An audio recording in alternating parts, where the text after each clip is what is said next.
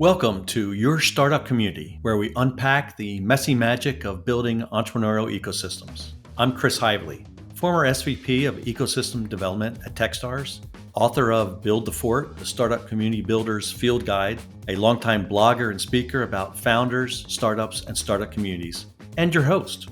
I've worked with hundreds of ecosystems enthusiasts across 20 plus countries and helped grow cities from meh to magnetic. In this podcast, we'll walk the talk. No hype, no fluff, just practical insights to help you and your startup community grow. So let's dive in. Hey everyone, welcome back to Your Startup Community, where we explore the art and science of building startup communities. I'm Chris Heivly, your host, and today we're diving into one of my favorite little side thoughts that I call community truths. Now, what are community truths and why should you care? Well, these are 11 insights I've gathered from over 15 years of building and studying a startup community. They're not hard and fast rules or commandments. They're more like guiding principles, observations that hold true across different cities, cultures, and contexts. In fact, I led off my last book about startup communities with a dedicated chapter called Community Truths. I thought of it as a way to get us all, or at least my book readers, pointed in the same direction. So let's do it for the podcast too. Before we get into the list, let's talk about why these truths matter. Building a startup community is a complex and often messy process. It's easy to get bogged down in tactics. Should we launch an accelerator? Should we host a pitch competition? Should we build an innovation park or co-working space? Should we raise an investment fund? But here's the thing. Tactics only work when they're built on a solid foundation. And that's the nature of a great strategy. That's where my community truths come in. They provide a simple foundation for understanding what really drives a successful startup community. So you can develop your strategy and then subsequent tactics. What makes these community truths so interesting is that they challenge conventional wisdom. They force you to think differently about how communities function and thrive. So grab your favorite beverage, settle in, and let's explore these 11 truths together. Community truth number 1. Comparing communities is like comparing children. All right, that's a big one. Just like kids, every community is unique. They have their own strengths, weaknesses, quirks, and personalities. And what works in one place may not work in another. Some communities are morning people, and some are afternoon people. Your meetup schedule depends on that notion, for example. The problem is that we're often tempted to compare. Some leaders love rankings, right? Who's got the most venture capital? Who's got the highest number of startups per capita? But these comparisons miss the point. The goal isn't to be the next Silicon Valley or Boulder or Austin. The goal is to build on your unique strengths. So here's the takeaway. Embrace your community's individuality.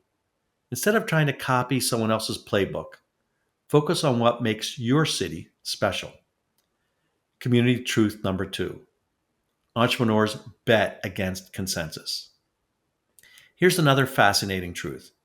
Business leaders are naturally consensus builders. Entrepreneurs, they bet against consensus. This is a critical distinction because it explains why traditional leadership models often clash with startup community building. Business leaders like order, predictability, and clear metrics.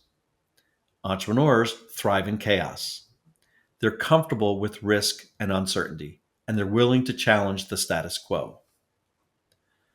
I've seen this play out in real life.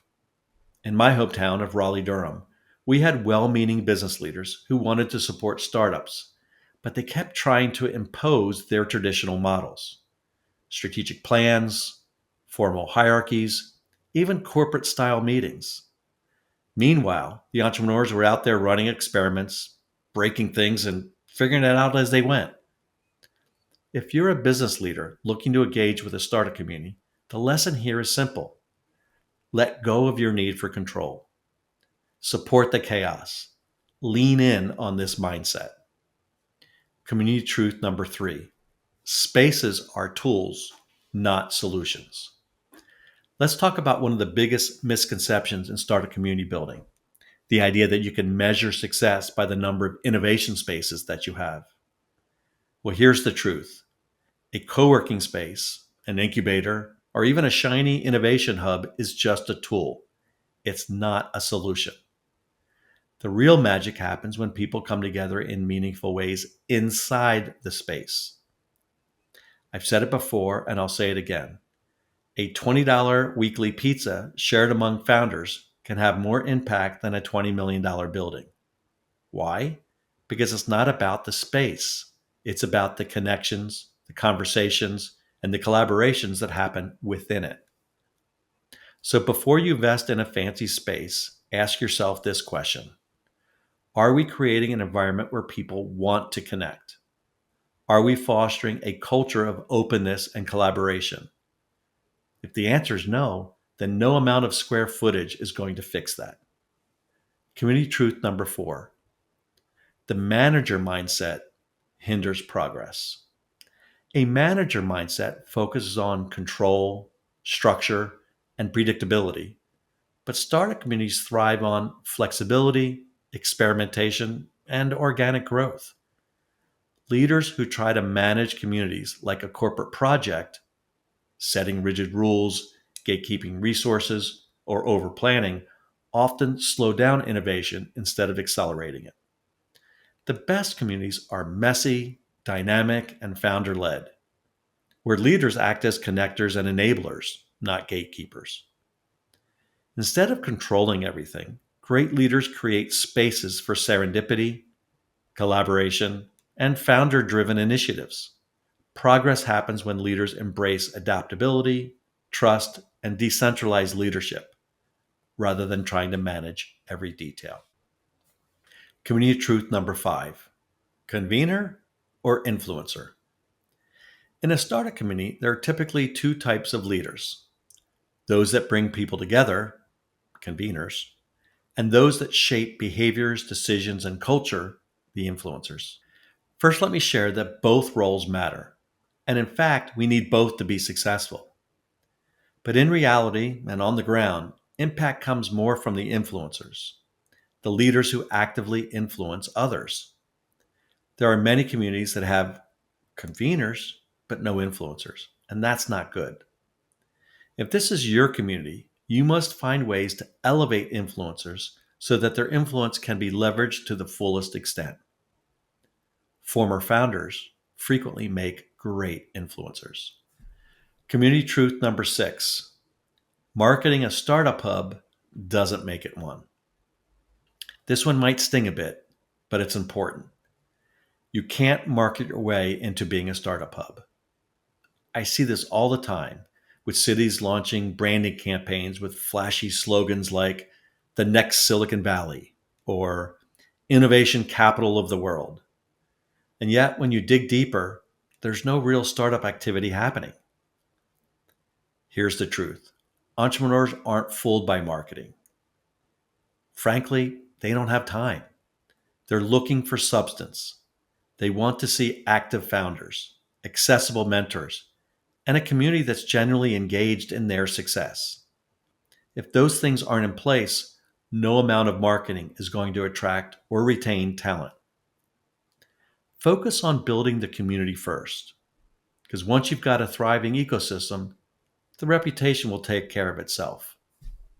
Community truth number 7: community leaders support each other's efforts. Now, a strong startup community thrives when its leaders collaborate instead of compete. No single person or organization owns the ecosystem. And when leaders support each other through shared events, introductions, and resource sharing, founders benefit the most. Communities where leaders act like rivals create fragmentation, while those that align their efforts multiply their impact. The best leaders amplify, promote, and celebrate others' work because they know that success isn't about individual credit. It's about building something bigger. Playing the long game and fostering true collaboration ensures a thriving, sustainable startup ecosystem for everyone. Community truth number 8: what to work on next. More is not better. Startup community leaders are often aware of all the resources, programs, and initiatives available, but the real challenge is figuring out what actually moves the needle now.